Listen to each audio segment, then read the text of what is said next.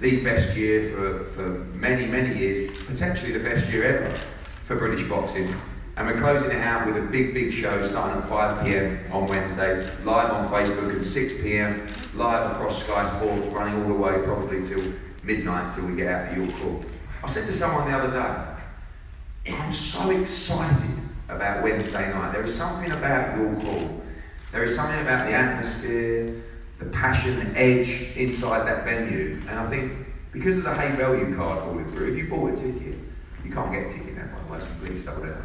But if you did buy one before, you've had a right touch, because we've also added, in my opinion, some of the top young fighters in world boxing. Josh Kelly on the card as well, Conor Benn also added to the card. When you see the array of talent on this table, and of course the main event, the biggest star in female boxing, in my opinion, one of the biggest stars in world boxing, full stop. Katie Taylor making the first defence of her title against Jessica Mccaskill, and the team coming over from Chicago. It's going to be a wonderful fight, and I'm going to talk more about the other fights on the bill and also some of the other competitors after we pass over to Adam Smith, head of boxing for Sky Sports. Thanks, Eddie. Like your words, I'm really excited about Wednesday night. We've been doing boxing at Sky for over a quarter of a century, and there's nowhere quite like the York Hall, Bethnal Green. We love going back. The big shows we've had at Wembley and at the Principality and out in the States are fantastic, of course, but there's something about that atmosphere in Bethnal Green, the Bear Pit, and I think it will be absolutely superb come Wednesday night. It's a wonderful array of fighters, of prospects, of talent, topped of course by Katie Taylor's first defence of her world title, and I think she's had such a wonderful year. You know, just turning pro back in November of 2016, and to be in this position, 7 fights, 7 wins, and defending against Jessica Mccaskill on Wednesday. I think she's had as good a year as Anthony Joshua or anyone else. I think she's a wonderful ambassador for the sport, and I think it's fantastic to see her performing again. So we at Sky are very excited. It's a really long card and a long night, and we're going to give you everything we can on Facebook, and 6 o'clock on air with a whole load of really good entertainment for you to close out 2017, which I think, Eddie, has been the best year for boxing, both at home and abroad. It's been wonderful. We're back on the map. There's loads of different channels, stations interested in the sport. There's lots of competition out there. But we at Sky are very happy with what we've given, and we look forward to 2018. So a great way to finish on Wednesday night in Bethnal Green. Thanks, Adam. When we talk about 2018, we're really talking about the future stars of British boxing, the young guys coming through, start stepping up into domestic titles and even moving further on than that. When we talk about this bottom table here, you've got some great talent, and I'm so excited to watch these guys progress. Some of them stepping up in really must-win fights at these stages in their career. Going to start with Ted Cheeseman. Ted mandated for the British light middleweight title against JJ Metcalf. Purse bids for that are on Wednesday. It's a great fight, but I think arguably the toughest fight of your career so far against Tony Dixon, firstly on Wednesday night. Yes, I've had a really good year this year, and I've got another tough opponent in Tony Dixon.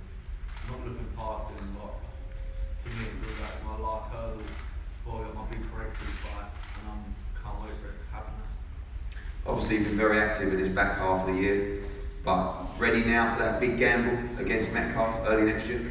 Yeah, I'm not ready now. I don't think I will be. I'm young, I've had the right fight, I've fought the right opponents. Tony and Charlie have been pushing me along well, and I'm improving in the gym all the time. I'm feeling better and more confident, and you'll see it as my performances are getting better and better. I can't wait to fight these big fights now and get my name right out there. Felix Cash, been a frustrating year for you. I believe one of the top young middleweight prospects in the country, looking to finish the year in style after putting it behind you. It's been a stop-start year so far for you. Yeah, this year ain't been the greatest. You know, should have been a lot more busier, but got a bit of catching up to do hopefully next year, and looking forward to Wednesday night and getting back out there, itching to get back out. Obviously the plan to get out on Wednesday night, and then move forward for English titles, particularly early next year. Yeah, obviously I've got to get him out of the way first on Wednesday night. But yeah, and then a strong 2018. Looking for, obviously, like you said, English title or some sort of event early part of next year. The Source, Lawrence Akoli. Lawrence, it's been a very, very busy year for you. We were just joking about that. Debuted on March the 25th in Manchester. I think so many fights, so many different cities you boxed in so far this year. And really this one again for you, signaling really the end of your apprenticeship before you move forward in the gambles of 2018. Yeah, no, definitely. Obviously, when I turned pro with Matthew, I felt I made the right choice, but when you get to December, I realised I definitely did. So I've been extremely active and I had to learn a lot of different stuff in my first year, different types of opponents, different cities and just different fields. So it's good, obviously, never take it as a friendly opponent, but I need to get through this one on Wednesday, and in 2018, you know, we can see what the Source has really got. Obviously everyone's talking about the Chamberlain fight and we hope that gets made for February the 3rd, but if not, you know, we talk about Luke Watkins as well for the Commonwealth title, also an option. Yeah, absolutely. I mean, my career and my mindset is not based on any one fighter. So if a fighter talks and makes noise, but they're not ready for action, then my journey continues either way. So whatever happens, I'm going to be taking risks and doing what I always do, which is pushing on. Joe, welcome. It's been a busy year for you as well. I think more easy fights than you would have hoped for, but that's because down to the way you box as well. Millennium Stadium was a bit of a circus. We got out there in the end. I'm glad we did, otherwise I would have got lynched from the Cardiff fans. But look, you've got a tough fight on Wednesday. I think someone that you hope can take you rounds before you move on and start challenging for titles in 2018 as well. Yeah, of course. That's what I need. I need challenges. Especially going into next year, I'm looking to push on. So I definitely need someone to take me rounds and basically put it on me, and I need to show what I'm made of. But yeah, Cardiff was a great experience. Didn't have the fairy tale ending like I expected, but I got the win and got the fight in front of 75,000 people, which is amazing. But yeah, if I didn't get on, there was definitely a few people waiting for him outside. But yeah, nevertheless, I got on, and yeah, we're just looking forward to getting the job done on Wednesday and then pushing on in 2018. You'll never quite know what I went through to get you on that night. I promise you. I promise you. I promise you. I know, I promise. When you look at the division, obviously, you're in the same kind of mix as a lot of these, your former teammates and stuff like that, about 2018, really the point of no return. When you look at the domestic scene at the moment, how far away do you feel you are from the likes of Ritson, Dodd, Cardle, you know, those kind of guys around British level right now? Talent-wise, I don't think I'm there. It's just the experience they go over me. This is what I need, a tough fight now. Hopefully you give me on Wednesday, and then I can sort of gauge where I'm at. This guy, Final Kura, keep meeting with some tough fighters, Mendy, Sam Bowen, Scarpa, he's been with a lot of tough fighters. So this will gauge me where I'm at, and hopefully next year then I can see where and start pinpointing people I want to and start moving up the ranks in the lightweight division. Thanks, Joe.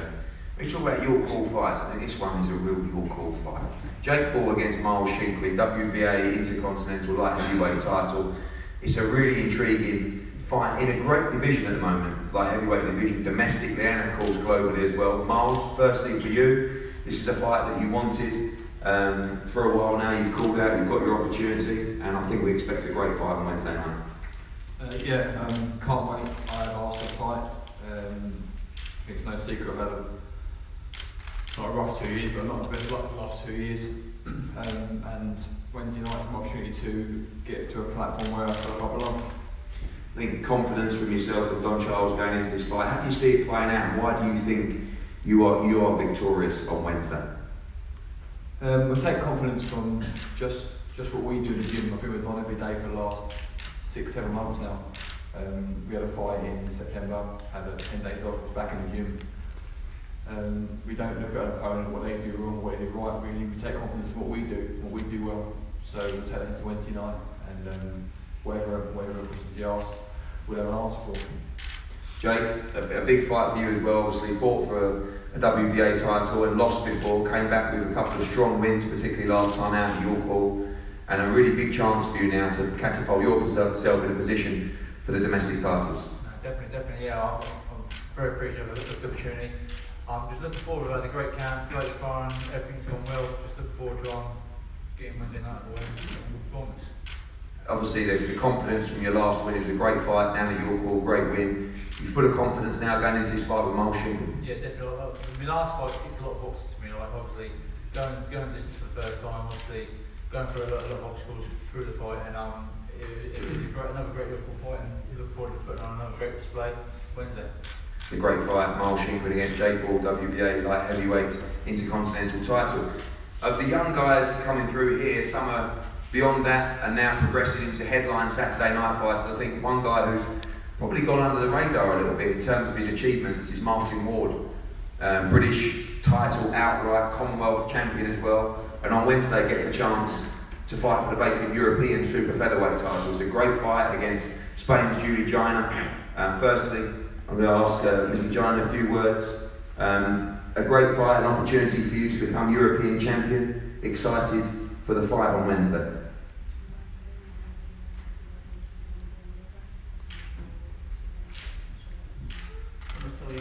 Estoy muy motivado por esta oportunidad que me han brindado. Estoy muy contento por poder disfrutar este título con el abusador, con Martin Ward, y por eso hemos preparado esta cita con todo lo que hemos podido. I'm really motivated about this fight. I'm very happy for having the opportunity of fighting a great fighter as it is Martin Ward. I have already been European champion. I didn't lose the title on the ring. I just abandoned it to do a world eliminator, and now I'm very happy to have again this opportunity in a big show as the one that we did on Wednesday. Thank you very much. Martin, big fight for you. Obviously winning the British outright was a great achievement, but now moving on to European titles in a really tough division now, obviously through domestic level now.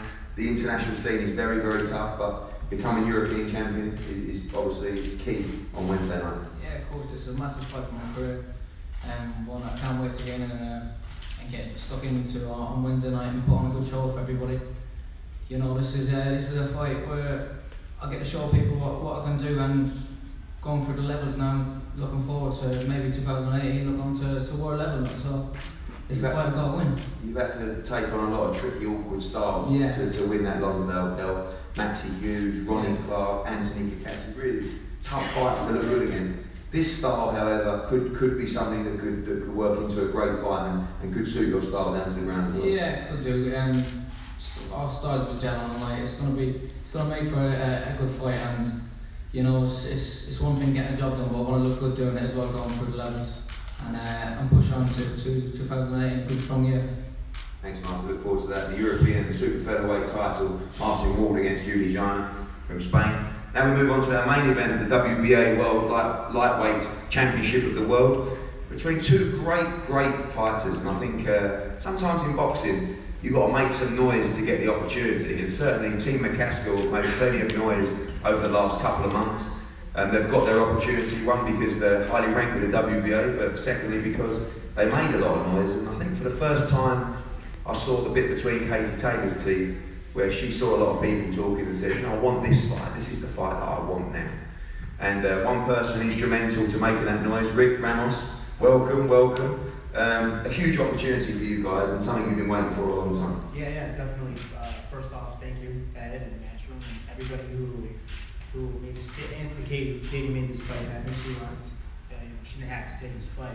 So I'm excited. So, I knew I had to get underneath Katie's skin for her to agree to this, So I'm excited.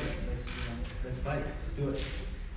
Obviously, you've made plenty of noise going into this fight so far. What do you see in Jessica Mccaskill?